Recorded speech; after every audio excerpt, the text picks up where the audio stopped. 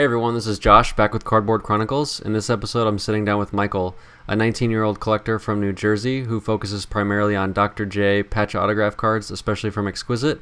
He's also got a really nice Kobe Bryant collection that he started up recently and Allen Iverson. As you can see, he focuses mostly on patch autograph cards. He's got really sweet collection.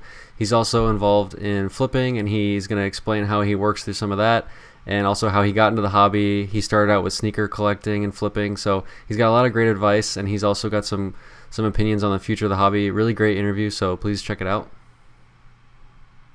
And don't forget to check out howtocollectcards.com, a website I created dedicated to helping collectors of all skill levels build their collections. Feeling like you just don't know where to begin, you don't know what all these different things mean within the hobby, I've created this dictionary and I'm giving it away completely free. It has over 120 terms, all the terms that you need to know to get started collecting cards. We're also offering an advanced training course that is comprised of 17 different parts, everything from learning what cards you should be focused on buying for yourself, what cards are worth, where to buy the cards, when to buy cards to save yourself the most money, how to avoid different mistakes within the hobby that a lot of people make. It's just got everything that you need to be successful collecting cards, so please check that out. We've also got a bunch of new bonus content, and any new content that I create for the training course gets added for free. So if you've bought the course already, you're going to get all that new content, and it's free for life. I'm going to keep adding stuff to it. There's always going to be new content helping everyone. So please check it out. It's really extensive. It's got tons of great information. I think it's going to bring a lot of value to a lot of people.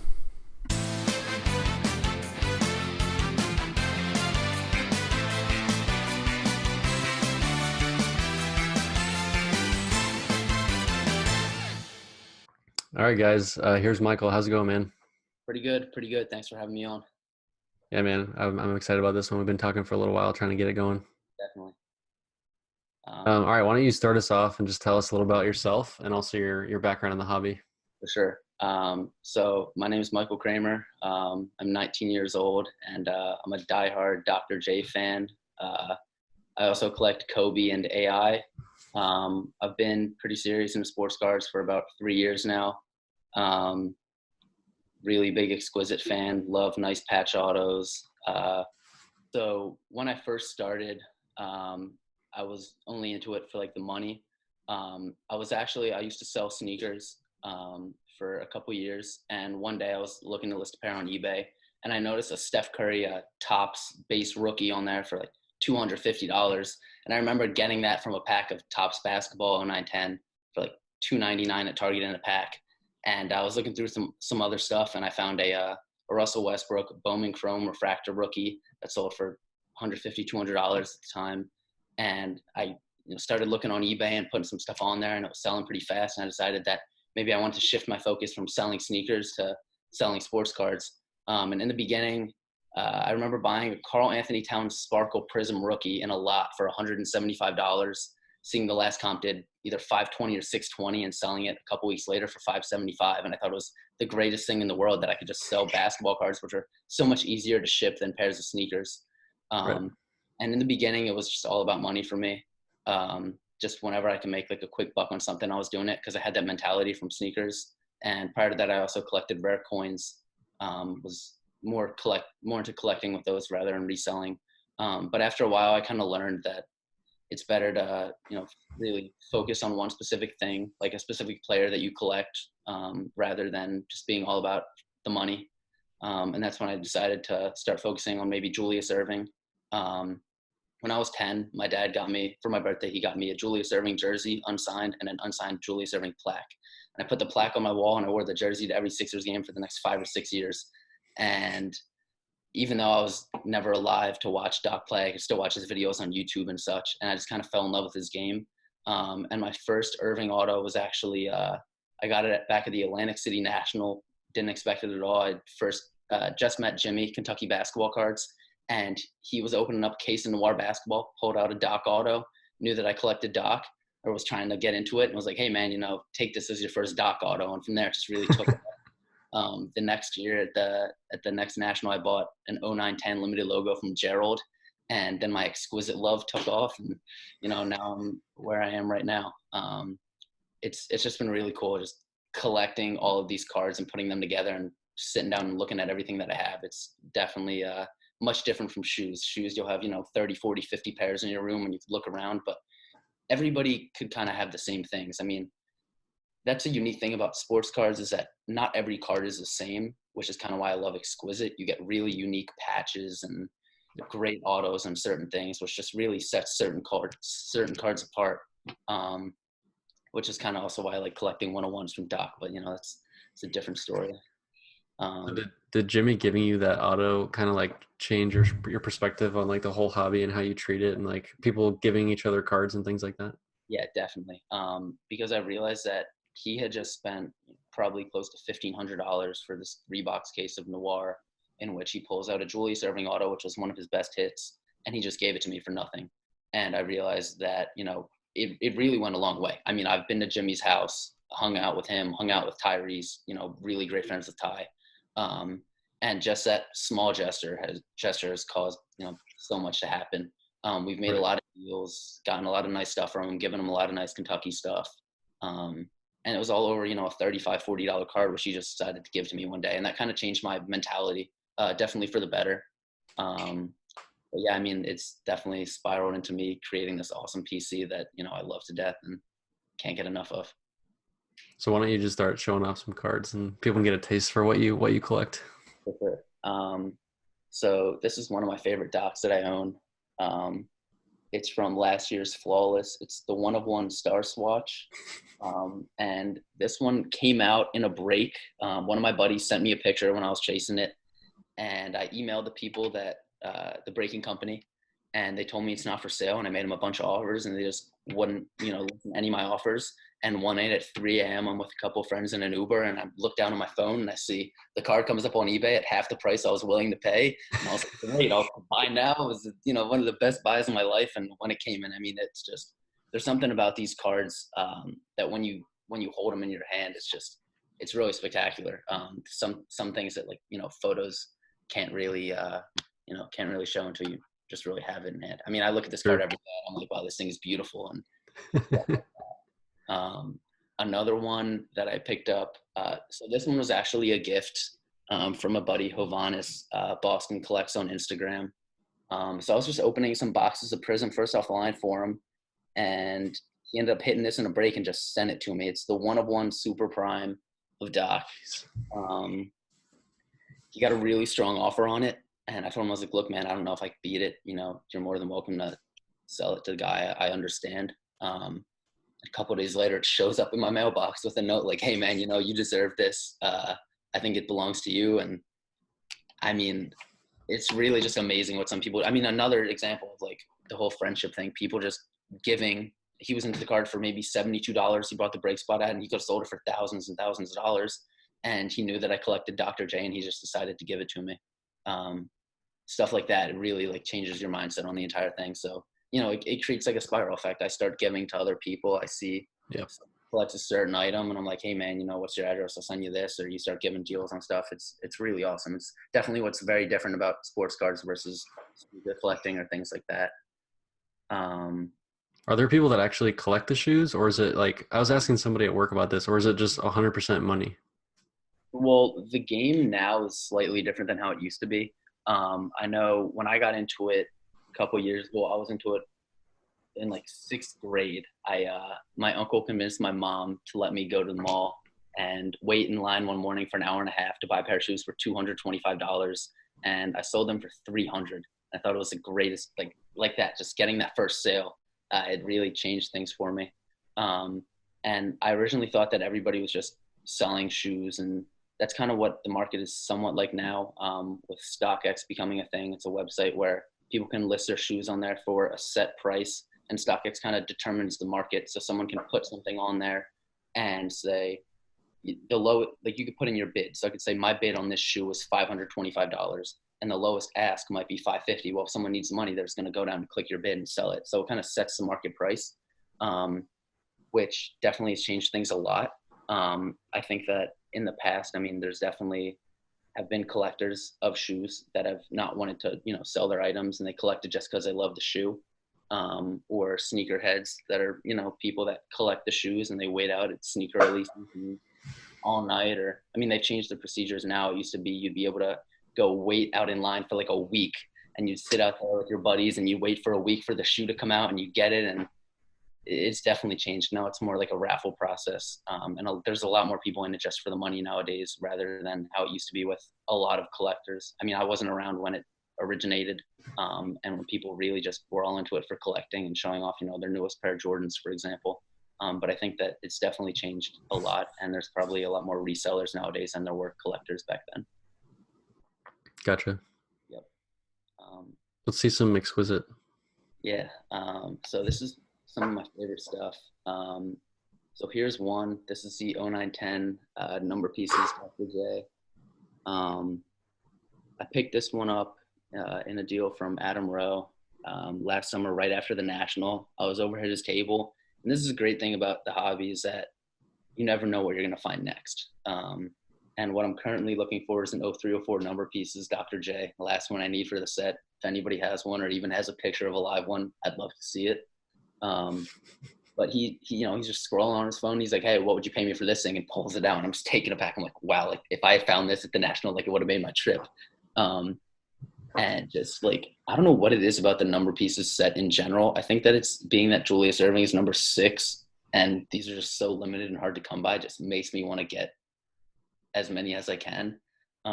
But I'm still yet to see an 0304. I have a mock-up picture on my phone that I found on Upper Deck's website of what it should look like. And if it does look like what it should look like, or if it was ever produced, it should have the Julius Dr. J. Irving full signature on there, which was not on any Exquisite cards. It's on the Epic signatures, some of the flawless things, and some of the earlier Doc Autos, but no Exquisites, which are, my cup of tea. So it'd be crazy if I ever saw one of those. Another one, so this one's not an Exquisite, but this is actually my first Logo Man auto that I received. I got this from my buddy Ant in New York. This is a 1213 Immaculate Logo Man auto of Doc, first year Immaculate. And I mean, again, it's a great thing about the hobby is that you never know what you're going to find next. And I was just hanging out at home and I get a text message, "Hey, what would you pay for this?" And the picture comes through. I didn't even know the card existed, and I freaked out. And within 15 minutes, we got the deal done. The next day, I was on my way to New York, and I picked the card up, took a picture of it in Times Square, and there's certain things, like I said, when you hold it in your hand and you look at it, and you're just like, wow, like it just takes. I'm sure there's certain cards like that for you as well, where you get it in the mail and you look at it and you're like, yup, like there it is, like that's what I'm talking about. You know what I mean? Like it's just awesome. And that one really did it for me. It was really, really cool to finally get a Doc Logo Man. And like the thing is, like with the older Logo Man, it's not like obviously like the screen print ones. It's not, it's never gonna be like a perfect Logo Man. And that was always just really unique to me. I mean, of course, if I could have him sign like a little inscription here, that'd be different. But you can't have everything you ask for or you wish for, rather. One of these next ones. So I do PC Kobe. This is probably my favorite Kobe. It's one that I've been wanting for a really long time. Picked it up a couple weeks ago. I just got it graded too. It's the 0405 limited logo, numbered 1 of 50, with, in my opinion, is the best patch in the set. It's 0.5 away from gem, 2 9s and 2 9.5 subs. The thing's just beautiful. I mean, I found the card actually on YouTube, digging through old videos. I messaged the guy and he's like, "Yeah, I still have it." And we worked out a deal and drove to New York and picked it up. And I mean, this is like, the look on my face when I saw this card was, it's one of those cards like I was talking about. I mean, it's just awesome. And I mean, Kobe's look, the way Kobe's looking at you in the picture with the finger point, it's just like that Kobe look. It's the best. I mean, there's 2 variations of this card, and I definitely prefer this one being the 1 of 50. I mean, it doesn't get much better than that unless you're talking like jersey number 8 of 50 Kobe at the time with the 6 patch. But, I haven't seen it yet, so this is definitely my favorite. That's a sick one, dude. I've been looking to try to get a LeBron. I mean, I'm getting a little bit more into the Exquisite stuff. Yeah. Because I got that one Exquisite, and I was just like, oh my God, I get it. The normal nameplate, that thing was gorgeous. Yeah.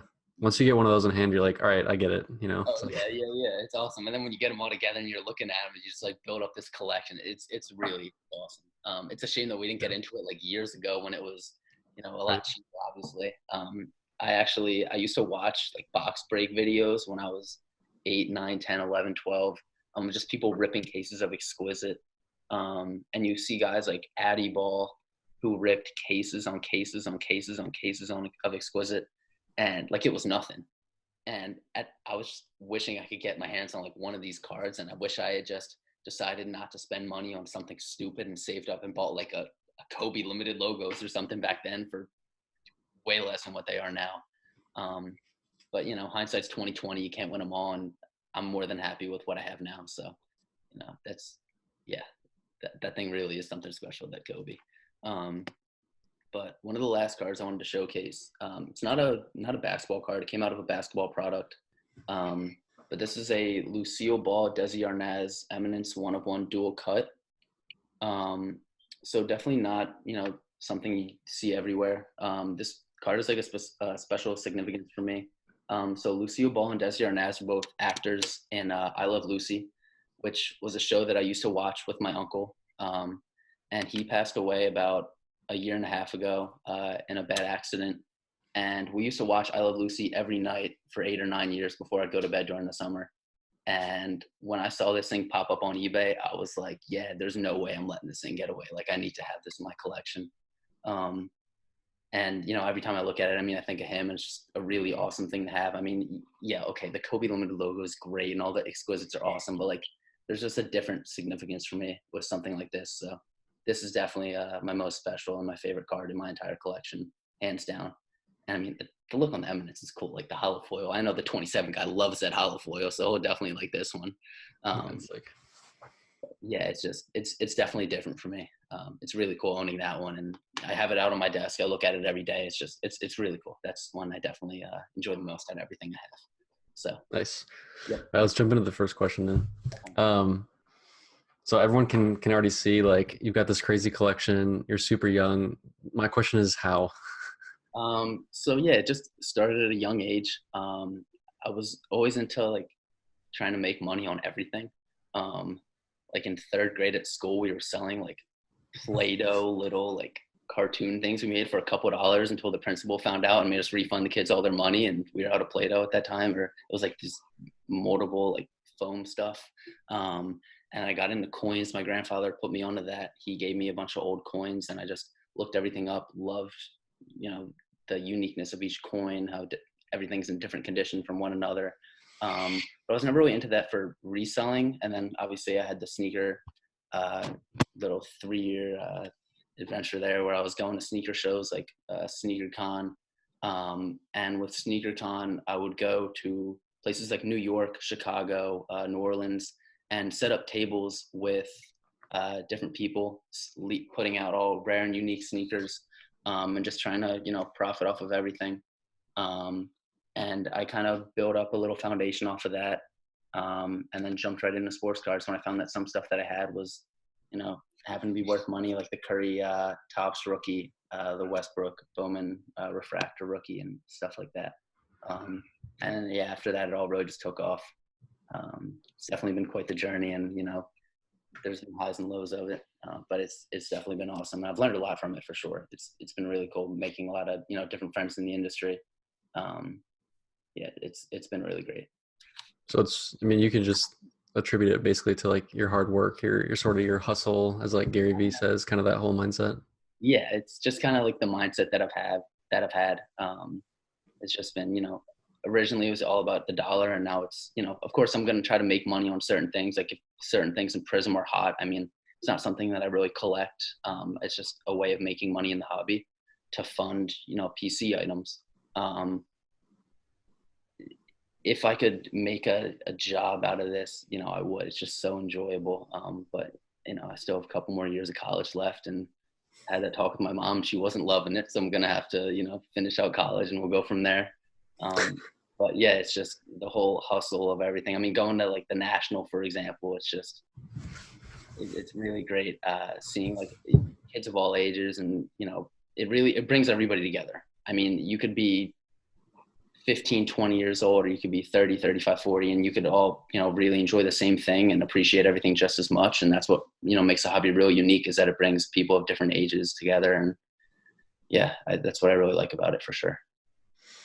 So kind of the negative stigma towards the flipper mentality and sort of like the younger crowd, guys your age, is that, it's all about money. But I've gotten to know you pretty well recently and at National, and I've gotten sort of the opposite sense of that. So can you just talk about what it is about you personally that you feel the connections to the collectors is more important than the money, and how you've sort of like been able to build up this cred for yourself in the hobby. Yeah. So I found that in the beginning, like I said, I was really all about just flipping cards and trying to make the most out of everything. And then I realized that when it comes down to when you get into collecting a certain player, um, there's gonna be guys in the hobby that have certain things that you want, but you need to have a good reputation in order to, to be able to get certain things from certain people. Not everybody, like not everyone cares only about money. I mean, everybody, some people care more about, you know, what type of person somebody is. They won't sell to you if they think you're a flipper, or they think you have bad intentions or doing something with the card. But if they think you're a genuine person that has this PC, like if someone sees my Irving PC, most of the time I think they're gonna, say, okay, I'll sell it to this guy. He really appreciates what I'm sending to him. And most of the time when I'm selling a really unique item, I care a lot about, is someone going to appreciate the item? Are they going to resell it? Are they going to put it in their PC? Will they enjoy it as much as I do? And when it comes down to that, I mean, that really just outweighs the whole money thing. I mean, of course, at the end of the day, it is about money. We wouldn't be buying most of these things if, we thought they were going to be worthless in the future. But I think that, in one way or another, a lot of people can be considered a flipper. I don't think it necessarily has to have a negative connotation to it. I know a lot of the younger crowd into sport, maybe got into sports cards because of the money, and then they started to grow a personal collection from it. And I think that like it all wouldn't be possible without, the younger crowd getting into it. I mean, a lot of their type of thing to flip is like, like we talked about, Prism basketball, rookie stuff. And I kind of like to focus on selling things like that, like Luca, Prism, PSA 10 base, and silvers, and whatever's hot. But I use that money to really, fund PC items, which I found was the best way to go about it. And when you show that you're buying PC items with the money that you're making from flipping, I think that kind of, makes it okay. One thing that I did learn the hard way was that, there were certain cards that I purchased where certain people wanted them in the beginning, and I was just trying to get top dollar for them, rather than looking to help people out with their collections. And you realize that had you helped someone out, I mean, I'm a firm believer in, what comes around goes around, that karma exists, and that, when you help out others, it really does come around, and, something comes your way.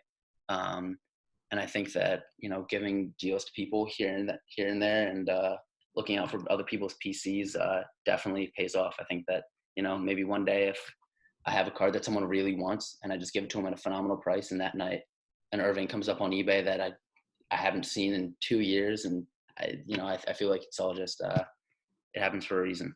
Yeah. So yeah, that's just my take on it. Yeah, and there's definitely like a balance. I think, people think it's either all good or all bad. You're either a flipper or you're not, and that's really not true. There's definitely a balance that you can find. And like you said, using the money that you're making through the hobby to fund more personal items is really the way to go about it.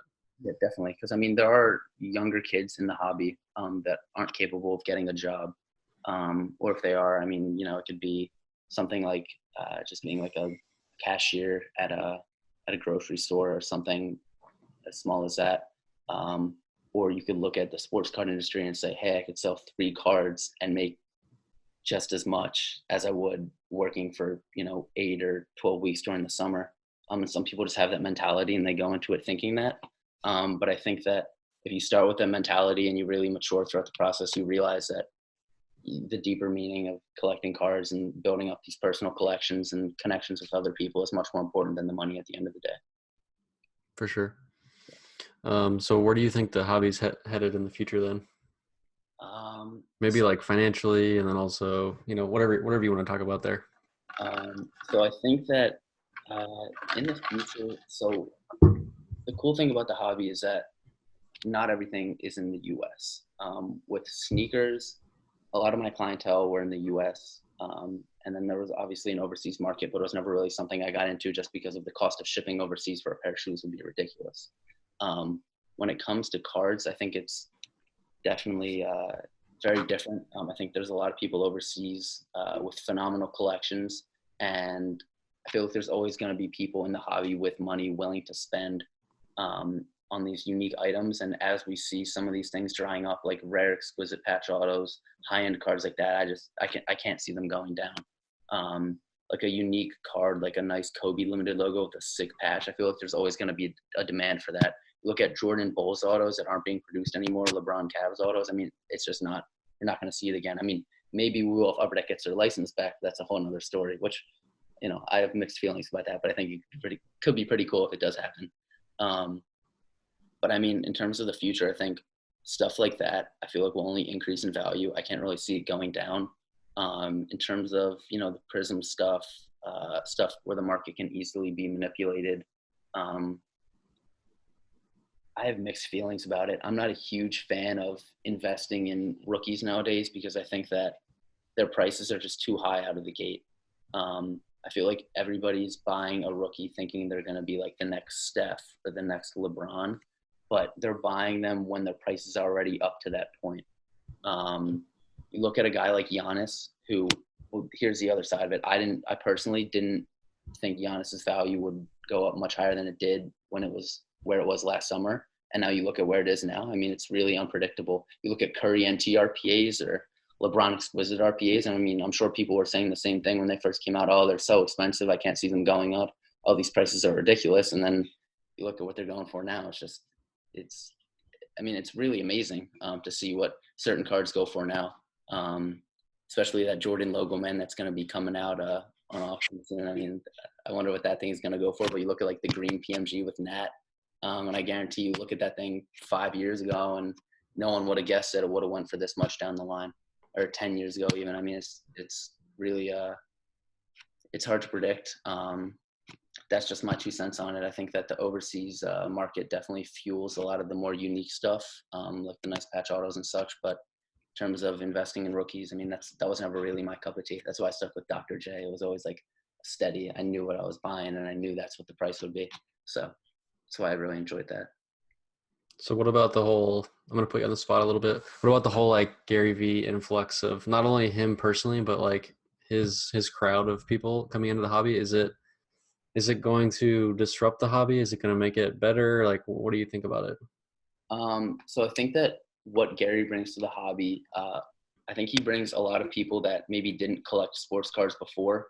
They might, you know, get into it and say, look at it as a money-making opportunity.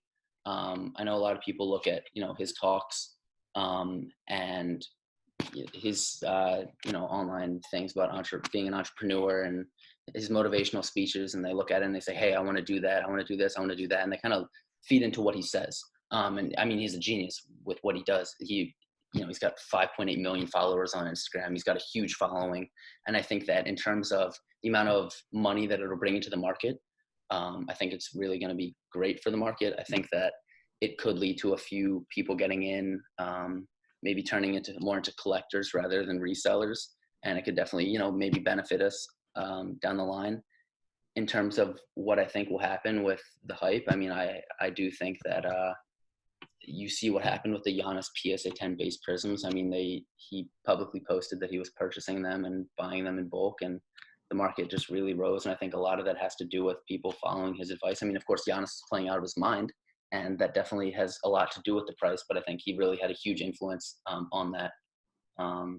So yeah, that's my take on It's a Gary. little bit of good, a little bit of bad. Yeah, I mean, it depends on how you look at it.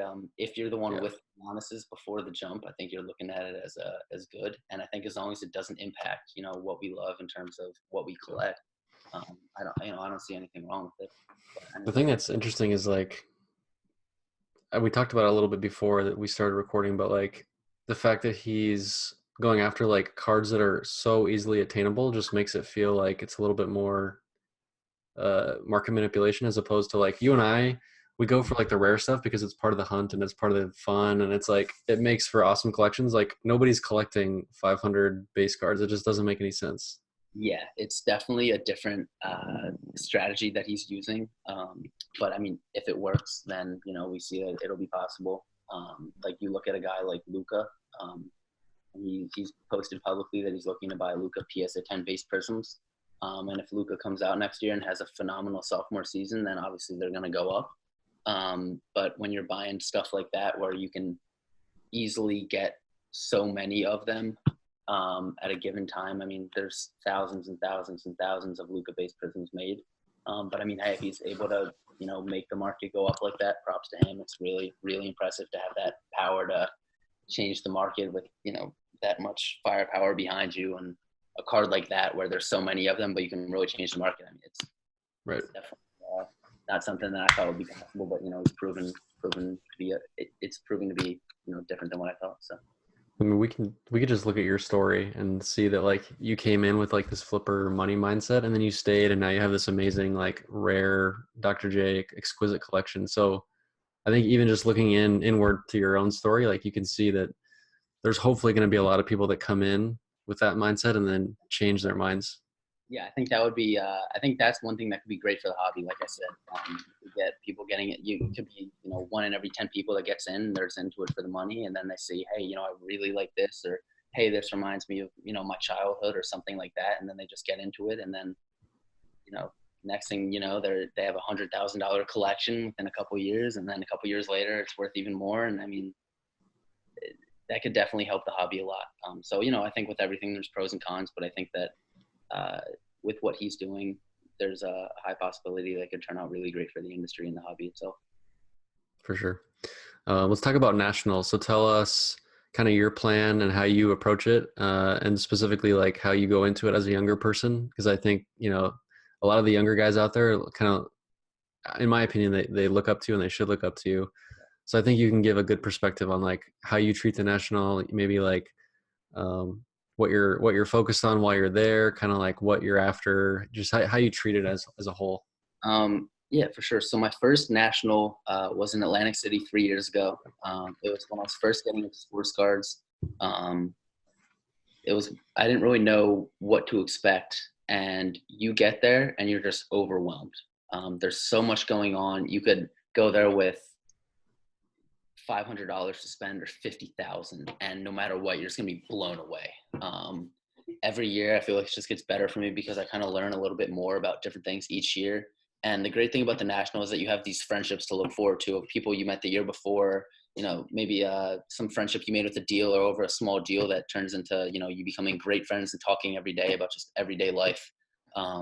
That's one really unique thing about the national and the hobby in general, is that you make all these great friendships with people over a piece of cardboard, and it turns out to be a lot more than that. Going into it, I'd say definitely make sure you see everything before you spend all your money. I know my first year there, I was really hesitant to spend what I had. I think I had like 400, $500 with me. And I just didn't want to spend it until I saw like a really nice Jaleel Okafor, and I was like, all right, like big Sixers guy, like here we go, like this is the future right here. And I was really close to buying a Jaleel Okafor patch auto, and I was just like, nah, I think I'm gonna hold off. I'm gonna keep waiting, and I waited and I waited, and then eventually, I met he's one of my great friends now. We talk all the time. My buddy Kevin, at the national, he showed me around. He introduced me to a couple people, and he worked a deal for me with a couple guys from China, and ended up getting my first Kobe patch auto. And it was just because I was patient and I waited, and I knew that I wanted something that would really, just kind of blow my socks off. Like I could look at it and be like, wow, like this is awesome. Like this is a Kobe Bryant patch auto. Post to me being like, wow, this is a Jaleel Okafor patch auto. I should have just got it and just called it a day. But yeah, I mean, I feel like no matter how many times you've gone, or whatever you have to spend or where you're coming from, it's always just going to be really overwhelming. In terms of dealer etiquette, whenever you're in a deal and there's something that you really love, you just kind of have to act like you've been there. I feel like that definitely helps in your favor, because if you go into it and there's a card at a table that you really want and the dealer sees that you're dying for it and you're freaking out, if they're not a nice guy, they're going to charge more than what they were, thinking. Or if they don't have a sticker on there, they'll say, what do you want to pay? And you tell them, and it could be way more than what they, wanted. You just have to be careful with that. Make sure you don't get taken advantage of, because some guys are out there that are, going to try to take advantage of you. And there's others out there that are great people, and they're just going to look out for you and be like, look, man, I paid this, I'll give it to you for that. Or they'll just really hook it up. And I feel like those are the guys that definitely make a lasting impact on you. And stuff like that really goes a long way. Especially as like a younger collector. I know a lot of the guys are going in there with the mindset that they're looking to buy cards at the National that maybe they'll flip down the line, or they're looking for a certain PC item. I know that with my experience over the past couple of years, heading into this year's National, I'm probably gonna try to load up on certain things that I think will sell well during the National, and I'll have them out just as trade bait. But then I'm also gonna have my certain things that I'm keeping back from putting out, because I know that if I put that out, then there's a high chance that someone comes along and gives me what I want for it, even more. That's the cool thing about the National, is that you never really know what to expect. You can put something out thinking, oh, I'm going to ask $300 on this, but I don't want to sell it. I don't want to sell it. And next thing you know, someone comes over and they go, I'll give you 500 for it. It's just something like that where you have to kind of be ready for anything, because someone could walk over with a backpack or a little nice box, and they open it up and they pull out a couple $100,000 of cards, and you're just like, oh my God, this is like ridiculous. I remember when I was actually buying my first Doc limited logo from Gerald. He was doing a deal for an absurd amount of money to the left of me, and I'm in there trying to buy a Doc limited logo for like $600, and I was just looking like, oh my God, this is crazy. Like, I've never experienced this in my life. And I ended up getting that. And I mean, you really just have to act like you've been there, because some people won't appreciate, you being immature about certain things, they're getting too excited. But I feel like that definitely, that can leave a lasting impact on somebody.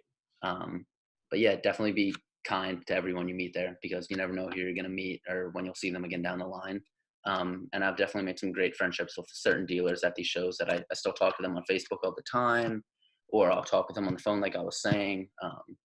And, you see each other on Instagram, and, they get really unique cards. And since you became friends with them at the show, maybe they'll hook you up, or they'll look for certain things for you. Like, we both have our grills. We both have our certain things that we're looking for that, we're like, all right, if we ever see this, we must get it in our collection. And they'll definitely look out for you. And it's amazing how much stuff dealers can, really go through. Because someone's going to walk up to them, hey man, I got this for sale. And they pull out like a Daco 304 number pieces, and they go, oh my God, Mike's looking for this. Let me give him a call. And it's just because, you were really nice to somebody, or you left a good first impression with them. And that definitely goes a long way in the industry and at the National.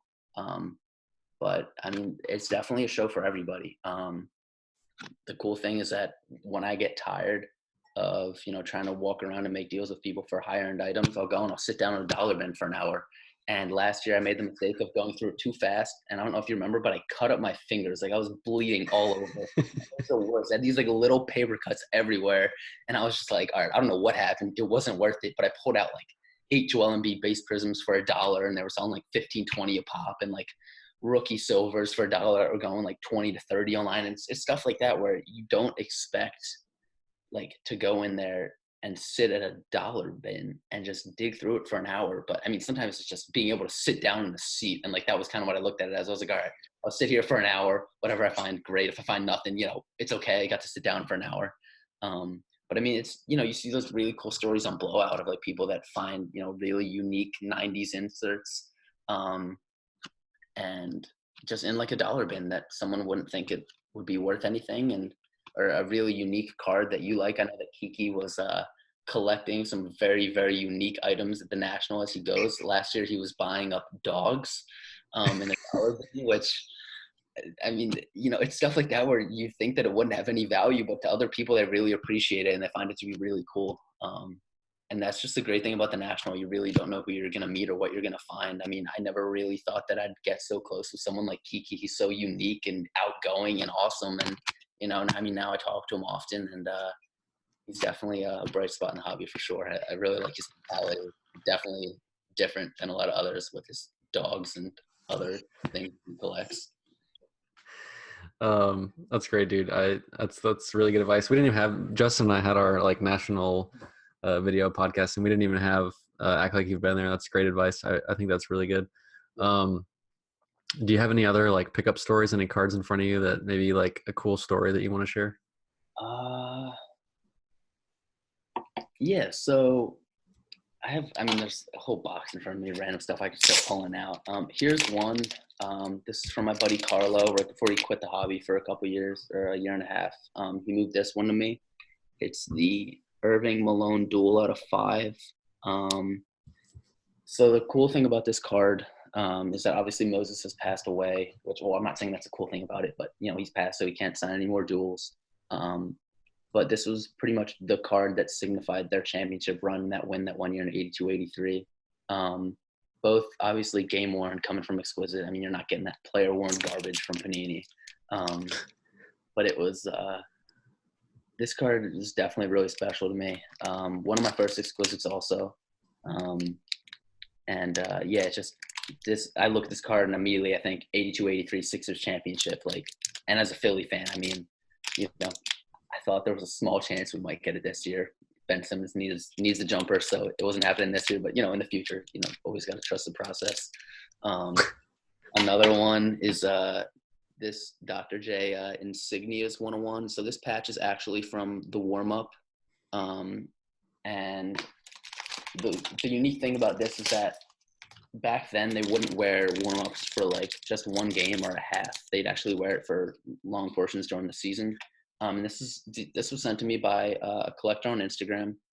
This is an original photo of Dr. J warming up for a game, and you can see right there the big NBA logo. Oh yeah. On the jersey, and that's actually this. So this is from the warm-up itself, which is pretty cool. Here's another one, another original photo. It's just really awesome to have stuff like that and have guys in the hobby sending you things like that. I mean, had I not been so public about my Dr. J collection or really gotten started with it, that may not have ever happened. And that was part of, that card was part of the deal with the guy, Dave. Dave is a collector that he's from Illinois. And him and I were talking one night. He posted an 0405 Irving number pieces on eBay. And I picked it up and I sent him my number and we just started talking for a while. And he ended up sending me, like, we finished the deal. I got 4 number pieces from him. What else did I get? I got that Insignias. I got the 6 of 15 Irving Flawless Grace to finish my rainbow.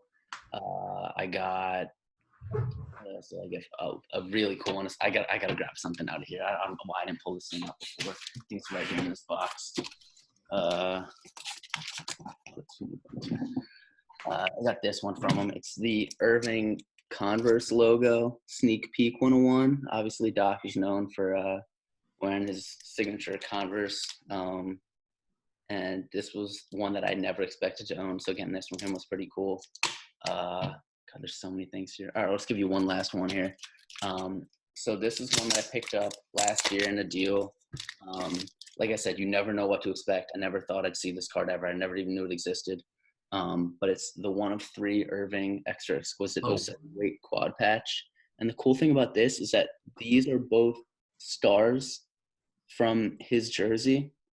And I was doing some research, and if I'm not mistaken, I might be off with the dates. I know I had this down a while ago, but I believe they're from the 76 season where they wore these jerseys, and these are game worn. And if that's true, then this was worn during his rookie season with the Sixers, which is really, really unique.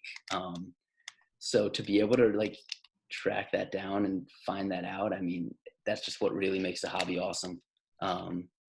And yeah, this is definitely one of my favorites. I pull this thing out all the time and look at it and look up like pictures of him in that jersey. It's just really, really cool. And it's got a perfect bright blue auto. I mean, I know that's something that a lot of people are big on nowadays, is that the auto's got to be perfect. You can't keep it out in, the light.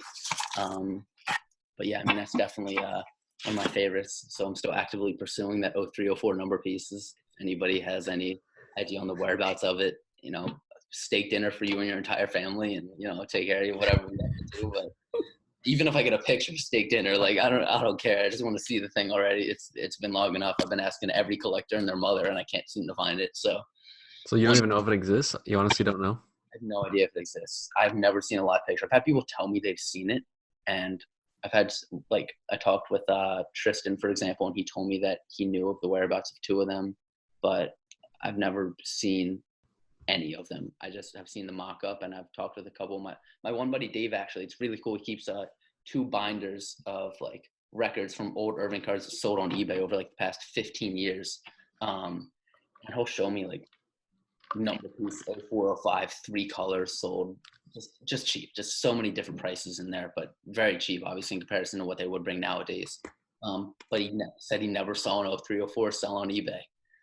So it kind of has me a little worried that I'm looking for something that doesn't exist, but I'm gonna keep looking until I can confirm that. So, that's what makes the chase awesome. If I could actually find that card one day, then I'll be on top of the world.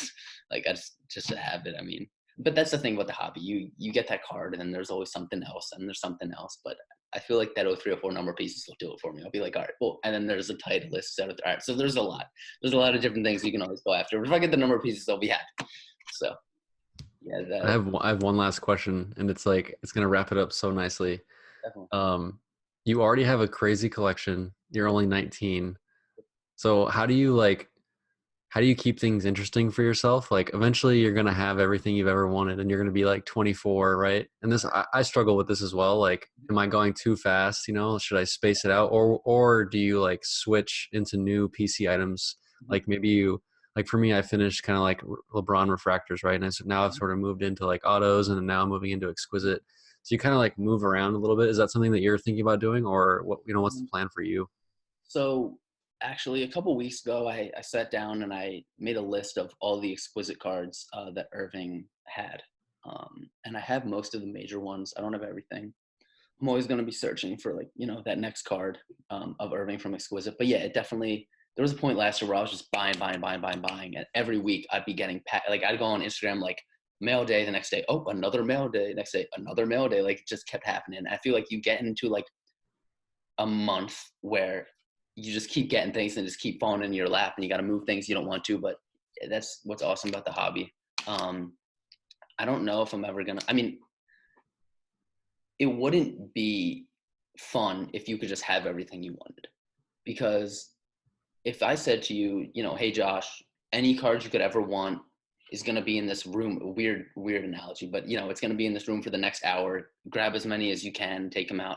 At the end, you're going to have everything you want, and you're not going to have something left that you're going to be looking for in the future. Because that's the cool thing about the hobby is the thrill of the chase. You're always going to be looking for that next card or that next deal on a certain thing or something is the Irving number piece is out of 6. I mean, it's almost impossible to find, and I'm just going to be looking for it forever. You look at guys like Kimmy Ing overseas with their collections. I mean, if you've seen his photo bucket, it is, or Flickr, whatever it is, it's ridiculous. But I feel like it gets to the point where it might just not be fun if you have everything that you want. So the plan is to just kind of keep collecting Irving and any unique patch autos that I find. If it gets to the point where I have everything that I do want, I mean, like, I'm getting into Kobe, trying to get really nice Kobe stuff. There's always going to be Kobe out there. I do have a pretty nice Iverson collection. It's not too big, but I probably have about 30 nice autos or patch autos. It's just because, I'm a Philly guy. I just, have that appreciation for Iverson, even though he didn't win a chip. Kobe kind of cooked him in the 01 finals, but what can you do? But yeah, I mean, I really don't think it'll ever get old. And I mean, I've said that in the past. I've said that about shoes that I don't think it'll ever get old. And then the market dried up. And at the end of the day, I mean, I know you've said it with other people in other interviews, but if the market just went to shit and everything was worthless, would you be happy with what you have? And that's kind of how I go about it. I mean, I look at these cards, and if a card is a smudged auto or bad damage, I usually just won't buy it because I don't like the looks of it. But you just got to love what you buy and love what you collect, and that's definitely what helped me take the next step in collecting, was loving what you collect and really appreciating everything that you get. But yeah, I mean, that's pretty much it when it comes to my take on collecting. Just the thrill of the chase makes it really unique and special. Yeah, there's always going to be something that you move into, and I like the Kobe move. It's like he's a little bit underappreciated right now compared to LeBron and Jordan, so it's a pretty smart move right now. Hall of Fame announcement next year, baby. Let's see what happens. But yeah, it's a whole another story. Yeah, But just you are selling stuff off that you don't necessarily want to in order to fund like the next move. yeah, it. I mean, I feel like unless you're printing money in your basement, I mean, it's kind of what you got to do. Especially being like a 19-year-old kid that doesn't have a day job. I go to school. I mean, I'm a freshman in college right now, finishing up my freshman year in about a week and a half. Sometimes you have to move things that you don't want to get other items that you want for your PC. I could think of like a couple cards in particular. I mean, I know that there was a UD Black dual LeBron Dr. J out of 5 that I had that I picked it up, and I never thought I'd ever sell it. And someone just gave me this my computer's on 2%. I'm just gonna plug it in real quick. But it's stuff like that where you don't think you're ever gonna let it go, and that crazy offer comes along, and you just kind of have to say like, all right, look, I don't want to sell it, but it's gonna fund, this 0708 number pieces Dr. J that I never thought I'd be able to get, or anything like that. And I mean, that happens sometimes, and you just kind of have to live with it and appreciate what you can get after. But yeah, I mean, I let go of stuff that I don't want to let go of sometimes, and Yeah. it's all part of the hobby. But I will never, ever, ever let go of a couple certain cards. Like, they're not leaving my collection ever. I mean, I can't say that, but like, given my current circumstances, I personally don't think I'm ever gonna get rid of them. So I'm just gonna cross my fingers and hope that stays that way, and hope I can continue to build up my doc PC. Not even as fast as possible, just at the current rate that I'm at. I mean, I'm really loving it, and the new stuff that comes in all the time is it's great. Definitely keeps me happy. So Nice, dude. All right, man. We'll wrap it up. Definitely see you at National. can't wait. I know that it's gonna be a good time. Yeah, definitely gonna be a great time. I cannot wait. It's my favorite time of the year every year. All right, man. I'll see you there. All right, thanks for having me on.